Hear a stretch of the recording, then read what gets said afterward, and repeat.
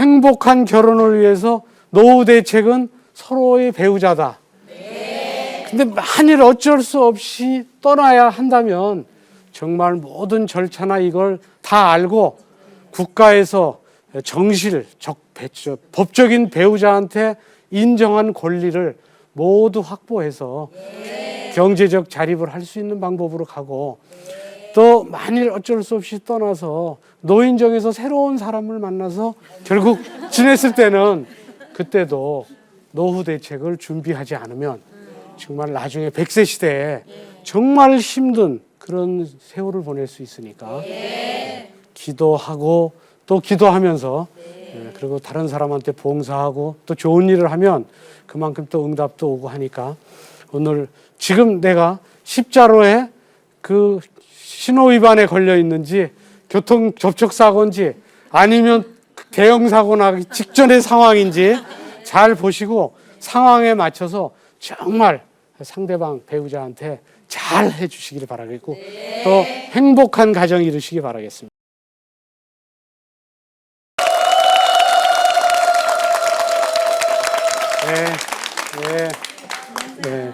안녕하세요. 지난 시간에는 이제 어쩔 수 없이 떠나야 될 때 경제적 자립을 위한 방법, 또 그 절차는 어떤가, 어느 정도를 우리가 준비하면 어떻게 자립할 수 있는지, 그래서 뭐 위자료라든지 재산 분할, 이제 그런 점에 대해서 얘기를 했습니다. 오늘은 다시 어차피 사랑이 식으면 헤어져야 되지만 결국은 사랑을 다시 찾아야 되니까 그 사랑을 찾는 방법은 어차피 두 가지예요. 기존에 있던 남편 또는 아내와 다시 잃었던 사랑을 찾느냐, 완전히 새로운 사람을 찾느냐. 누구를 찾든지 간에 살면서 지금 100세 시대 아니에요? 앞으로 100세까지 살아야 되려면 노후 대책을 많이 준비해야 됩니다. 예전에는 노후 대책이라는 게 별게 없었어요. 불과 한 4, 50년 전만 해도 우리는 그 보릿고개라는 말을 들으면서 살았는데 그걸 경험하진 저도 잘 못했어요. 근데 예전에 보릿고개는 진짜 굶었답니다. 그 보리가 팰 때까지 겨울에 쌀이 떨어지고 그 한 달, 두 달 그 사이를 그냥 뭐 아침은 그냥 물 마시고 점심은 건너뛰고 저녁은 빨리 자고 뭐 이런 식으로, 그리고 뭐 초근 목피로 연명했다고 하듯이 그렇게 어렵게 지냈죠. 그러다 보니까 서로가 서로에 대한 정이 굉장히 끈끈했어요. 그러니까 먹을 게 없으면 논아서 먹게 돼요. 그래서 이제 요새도 뭐 산의 땅, 뭐 부모님이 물려준 땅, 이거 뭐 예전엔 합해봐야 얼마 안 되거든요.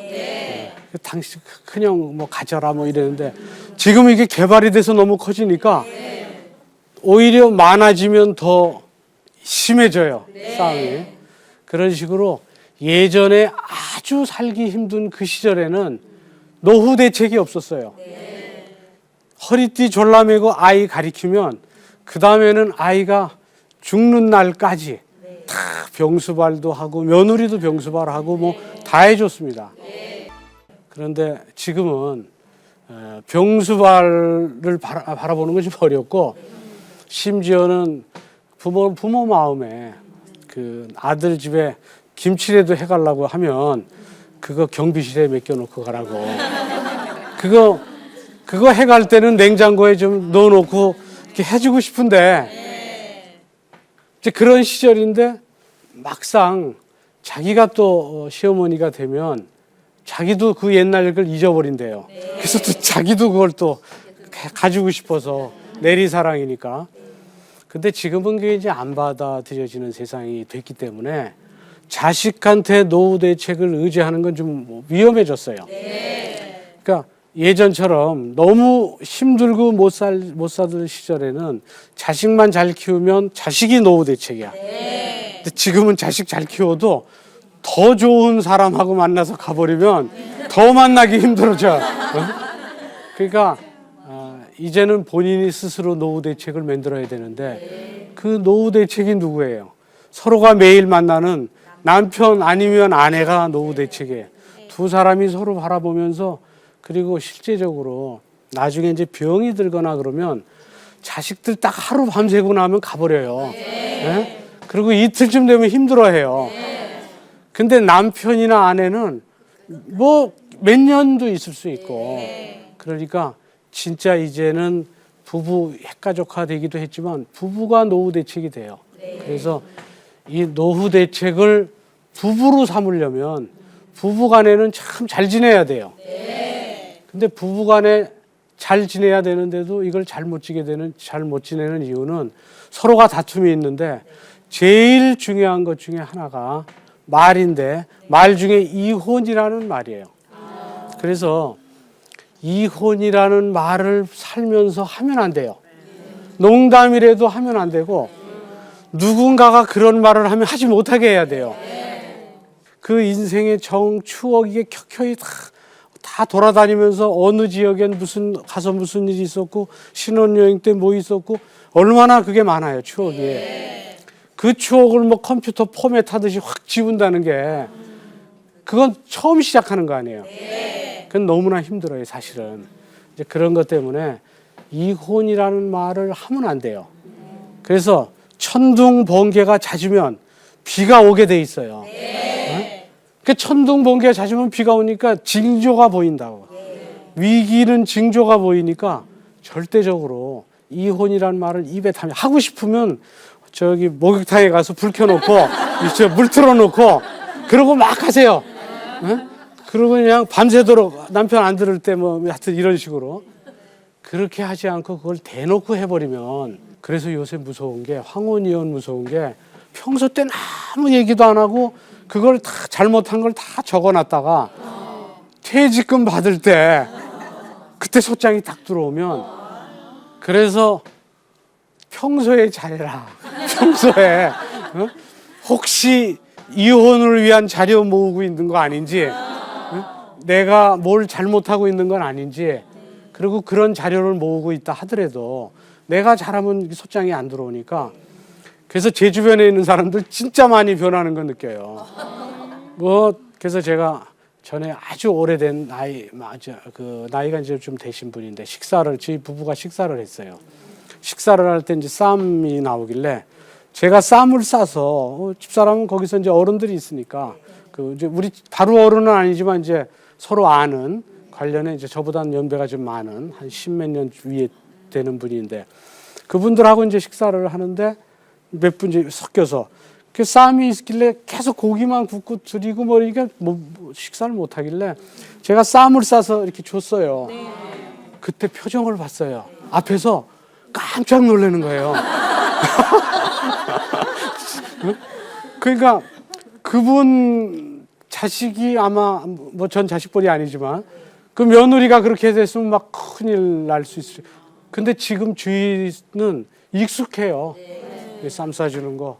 또 저는 설거지하고 부모님 살아생전에 그게 없었지만 지금은 설거지를 해달라고 안 해도 제가 더 설거지는 잘해요. 그거 금방 해요, 저는 사실. 이렇게 하고, 퐁퐁에 먼저 한 후에 다 쌓아놓고, 그 다음에, 그러고 시원해요. 운동도 되고 깨끗하고, 그러고 하다 보니까 굉장히 좋아하고, 나는 깨끗해져서 좋고, 그래서 아예 식사 끝나면 밥 먹는 도중에도 가서 이렇게 미리 해놓으면 금방 끝나고, 그래서 지금은 이제 서로가 그런 게 필요한 시대가 됐어요. 세상에 살기가 보릿고개가 없고 좋아졌고 좋아진 것만큼 아이들한테 좋아진 것만큼 아이들이 더 잘해줘야 되는데 그게 아니라 좋아진 것만큼 아이들이 머리도 좋아졌는지 가버리니까 그리고 부부가 가버리니까 남는 건 노인들만 남으니까 우리가 노후 대책을 해야 되는데 노후 대책이 무슨 노후 대책이 있어요? 서로가. 그래서 우리들이 이제 은퇴 후에 이제 노후 대책을 할 때 은퇴 후에는 결국은 노후 대책이 서로가 새로운 일을 해야 돼요. 그 새로운 일은 세상에는 이제 일종의 그 이 변곡점이 있죠. 쭉 올라가죠. 올라가다가 정점에 오르면 이제 내려서서 결국 은퇴를 하게 되는데 100세 시대에는 은퇴하면 안 돼요. 이 은퇴할 나이가 돼서 50대, 55세에서 60세 은퇴할 때가 되면 다시 올라가야 돼요. 충전을 시키고. 그럼 다시 올라가는 건 뭐냐면 자기한테 맞는 직업을 찾아서 또 가야 됩니다. 그래갖고 또 나이가 70이 되면 거기서 또 올라가야 돼요. 물론 소득은 작겠죠. 물론 소득이 젊을 때부터 평생을 한 그 노하우에 의한 소득은 높겠지만 다시 시작하는 소득은 작더라도 그것이 무슨 어떤 아파트 경비를 한다든지 또 문화예술 뭐 해설을 한다든지 또는 아이에 대해서 뭐 봉사활동을 한다든지 뭐 여러 가지가 있을 수 있죠. 그런 일을 두 부부가 하면서 실버 직업을 가지면서 또 해야 노후 대책이 돼요. 그래서 자식을 믿는 시대는 지났기 때문에 지금 문제는 저희한테 올 때 재산을 어떻게 하느냐 그 문제를 얘기를 해요. 이 재산을 줘야 되느냐. 예전엔 다 줬습니다. 왜냐하면 자식이 달래면 다 줘요. 그래서 저도 아주 정말 유능하고 당당하고 굉장히 그냥 그 용맹스러운 사람이 있었는데 그분이 한 10여 년 후에 만나니까 너무 그 힘들고 누추해지고 옷차림새하고 이게 정말 굉장히 초라해졌어요. 그게 초라해지다 보니까 이 말투라든지 얼굴에서 풍기는 빛까지 초라해졌어요. 근데 그분은 어느 모임이든지 가면 빛이 나던 분이었었어요. 걸음걸이조차도 빛이 나던 분이었는데 너무 초라해졌어요. 물어보니까 자식 사업한다고 주고 그러다 보니까 집까지 담보로 해서 집이 다 날아가고 그러다 보니 자기가 어디든지 가도 쓸 돈도 없고 생활을 걱정해야 되니까 그러니까 점점 사람이 기가 빠지고 누추해지고 근데 문제는 그렇게 돼버리면 자식한테도 부담이 된다는 거예요. 자식도 이제 그 부모가 부담스러운 거예요. 그래서 자식한테 주는 게 좋은 게 아니니까 저희들은 자식한테 주지 말라고 그래요. 그래서 자식한테 주지 말라고 하는 게 결국은 자식한테도 유리해요. 그 자식도 진짜 자식이 필요할 땐 생활비라든지 뭐 정말 할 게 없으면 아이 우유값이라도 줘야 될 거 아니에요. 응? 우유값이 없으면 어떻게 해요. 그래서 그런 것 때문에 이제 우리는 실버 직업을 찾아서 가고 그리고 또 그 이후에 그런 것들도 해야 돼요. 근데 문제는 두 부부가 이렇게 살아야 되는데 이혼을 하게 되면 징조가 오기 시작하는 게 어떤 징조가 오냐면 나비 효과란 말이 있어요. 이 나비 효과란 말은 나비가 서울에서 날갯짓을 하면 이 파동이 작은 게 생겨요. 이 작은 파동이 흘러가지고 이게 샌프란시스코에 도착할 때 아니면 샌프란시스코의 나비가 날갯짓이 이게 흔들리면 조금씩 그 영향을 미쳐서 서울에 도착할 땐 이게 폭풍으로 변한다는 거예요. 이게 이제 나비 효과라고 이 천문기상학에서 나오는 효과예요. 이게. 근데 이런 나비 효과에서 의하면 그 부부지간에 아주 사소한 얘기. 그러니까 아까 얘기했던 이혼이란 말이 한번 부지불식간에 나왔다. 근데 그 나오는 분위기가 심상치 않다. 그러면 그거 작은 날갯짓이 조금 커진 거예요. 그러다가 그 날갯짓이 커져갖고 이게 폭풍우가 돼서 여기 올 때는 여러분 저 일본의 쓰나미 봤죠? 그 쓰나미는 이 파도 이게 커가지고 보기에는 별로 크지 않아요. 이렇게 너울같이 큰 게 이렇게 이러면서 오거든요.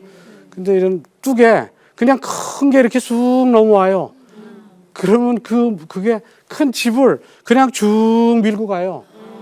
무슨 뭐 물살이 굉장히 강한 속도로 팡 치면서 가는 게 아니고 부드럽게 이러면서 그냥 쭉 밀고 확 쓸어버려요.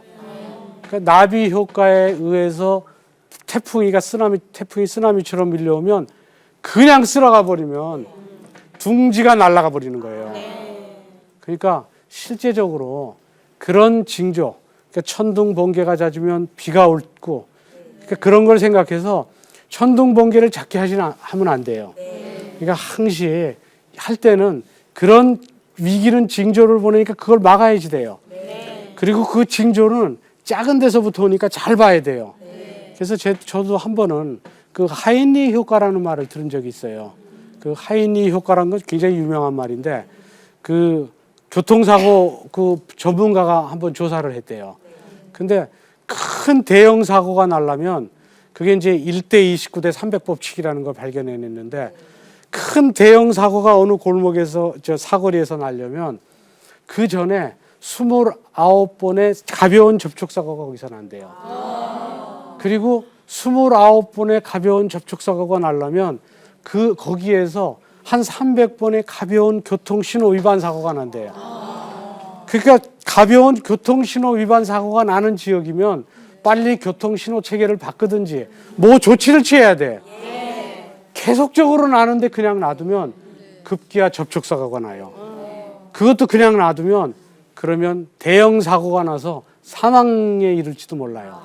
그러니까 지금 오늘 여러분들도 집에 들어가시면 지금 우리 부부 사이에 문제는 없는가 있다면 이게 지금 가벼운 신호 위반 300번에 들어가는 건지 이게 29번의 접촉사고에 해당되는지 이게 만일 29번의 접촉사고에 27번이 일어났다 그러면 진짜 위험한 시계 12시 5분 전이에요. 정말 그건 긴박한 상황이죠. 그럼 그만큼 더 노력을 해야 돼요. 이런 쓰나미라든지 나비 효과의 요소는 쓰나미를 조심해야 돼요. 그래서 이제 이런 걸 조심하려면 그래도 아내한테 유리한 거는 이 남편하고 아내가 황혼이혼을 대하는 자세가 좀 달라요. 남편은 굉장히 잘하려고 해요. 그래서 그런 말이 있어요. 제가 그래서 하나 여기 적고 오긴 했는데 아내가 꼭 버리고 싶은 4가지가 있대요. 그게 뭔지 아세요? 아세요? 뭐예요? 몰라요? 한번 남편이요? 첫 번째 남편, 두 번째 배우자예요? 똑같은 말이네. 세 번째 다 아시네. 그러면 60대 그 남성이 가장 갖고 싶은 거 또 네.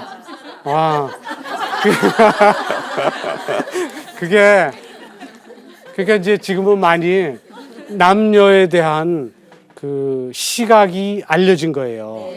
그게 알려진 이유는 간단해요. 왜 그렇게 남편은 황혼이혼을 싫어하고 아내는 그 마음은 실제적으로는 하지 않아도 황혼이혼을 하고 싶은 생각을 하느냐. 그러다 보니까 젖은 낙엽이라는 말도 생겼죠. 젖은 낙엽이 되지 않으면 큰일 날아가잖아요. 그거는 남편은 밖에서 활동했어요. 계속 밖에서 활동했기 때문에 집안에서 어떻게 은퇴하고 지내야 될지를 모르는 거예요. 그러니까 우리는 밖에서 활동했으니까 아내는 집안에서 활동하고 집 주변에서 하고 이런 거를 아내와 함께 해야 되는데 갑자기 아내가 가버리면 그 혼자서 다시 시작해야 돼요. 근데 저 남편들은 밖에서 활동할 때는 모르는 거예요, 그거를. 그리고 아내가 그렇게 힘들어하는 것도 몰랐고. 그러니까 자기 이제 월급을 계속 갖다 줄 때는 참고 지냈잖아요. 근데 월급을 주지 않을 때도 참고 지낼 거라는 생각으로 거실에서 리모컨 맘대로 쓰고, 그리고 뭐 커피 타와라 이것도 모자라서 원두 커피. 그리고 뭐 과일도 깎아오면 무슨 사과 깎아오면 난 참외가 좋은데 뭐 이런. 그것도 그런 얘기 한번 했다고 그러더라고요. 국수를 잘 했더니 자기는 멸치 국물로만 먹는데요.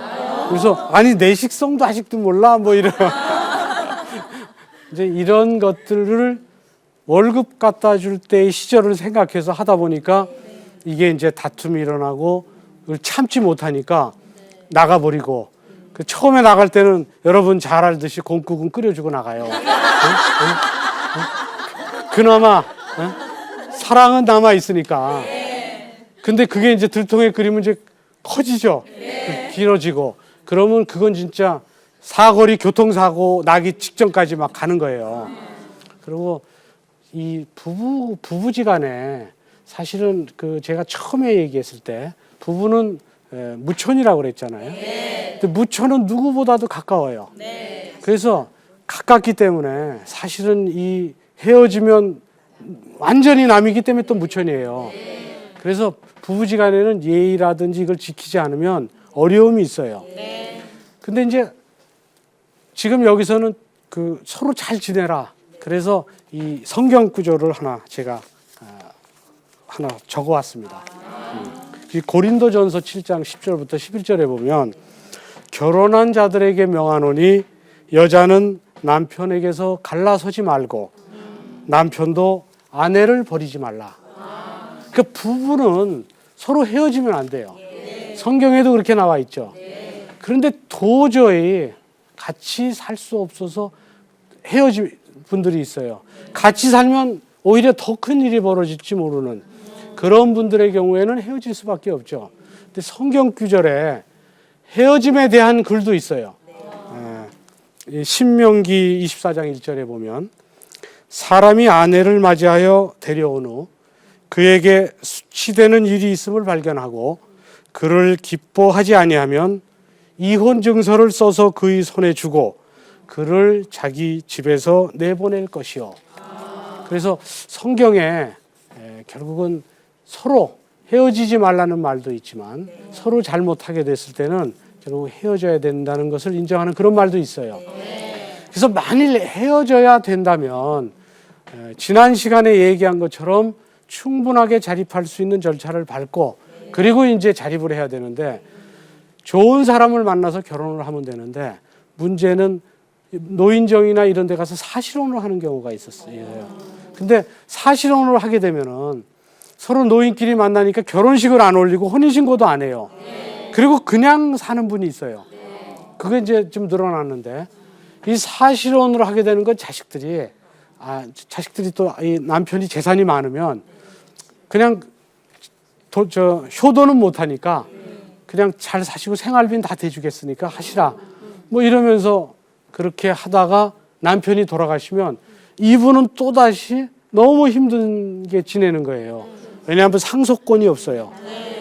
그래서 이런 사실혼의 경우에는 혼인 중에 같이 번 재산이 있으면 상속권은 없어도 남편이 돌아가셨을 때 같이 번 돈에 대한 재산 분할권은 있어요. 근데 같이 살면서 돌아가실 때까지 같이 살지 중간에 이혼하는 게 아니잖아요. 그러니까 사실혼으로 이렇게 노인정에서 만나는 분들은 특히 남편은 재산이 있는데 이 아내가 재산이 없는 분들, 사실적인 아내가 재산이 없는 분들은 반드시 생전에 아파트를 한 채 받는 분들 주위 사무실에도 와요.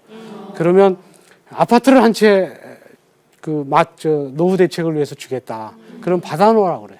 그럼 받아놓으시라고. 만약에 그걸 등기 전까지가 어려우면 유언장을 만들게 해요. 유언장을 만들면 받을 수는 있죠. 근데 그 유언장이 좀 문제가 되는 게 이제 나는 내가 세상을 떠나면 내 아내에게 이 아파트는 같이 살던 아파트는 내 아내에게 준다. 이렇게 유언장을 적어도 유언장에 날짜가 있어요. 그 다음 날에 새로운 그 유언을 무효로 한다. 쓰면 앞에 게 무효돼요. 그러니까 유언은 계속 쓸 때 마지막 날짜 거가 유효해요. 그러니까 이거는 주겠다고 했는데 그 다음 날은 이거 아들한테 주겠다 그러면 유언이 바뀌어버려요. 그래서 그게 바뀔지도 모르니까 그렇게 사시는 분들은 그냥 소유권 이전을 받아라.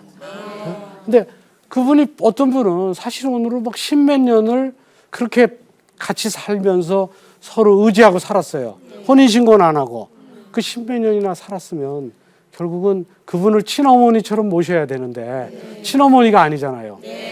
그리고 이제 나이가 들어서 친부모도 잘 안 모시려고 하는 분들이 간혹 있는데 친부모도 아닌데 그러면 아버님이 계실 때는 부모로 모셨지만 아버님이 돌아가시면 부모로 안 모신다면 법적으로 보호를 받으러 오는데 법적으로 보호받기가 어렵잖아요.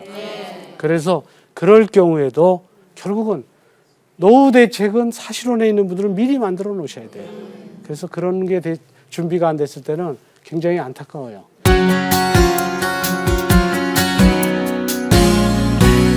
여기 계신 분들은 정말 행복한 결혼을 위해서 노후 대책은 서로의 배우자다. 근데 만일 어쩔 수 없이 떠나야 한다면 정말 모든 절차나 이걸 다 알고 국가에서 정실, 법적인 배우자한테 인정한 권리를 모두 확보해서 경제적 자립을 할 수 있는 방법으로 가고, 또 만일 어쩔 수 없이 떠나서 노인정에서 새로운 사람을 만나서 결국 지냈을 때는 그때도 노후 대책을 준비하지 않으면 정말 나중에 100세 시대에 정말 힘든 그런 세월을 보낼 수 있으니까 기도하고 또 기도하면서 그리고 다른 사람한테 봉사하고 또 좋은 일을 하면 그만큼 또 응답도 오고 하니까, 오늘 지금 내가 십자로에 그 신호 위반에 걸려 있는지 교통 접촉 사고인지 아니면 대형 사고 나기 직전의 상황인지 잘 보시고 상황에 맞춰서 정말 상대방 배우자한테 잘 해주시기를 바라겠고 또 행복한 가정 이루시기 바라겠습니다. 네, 감사합니다. 네, 네, 네.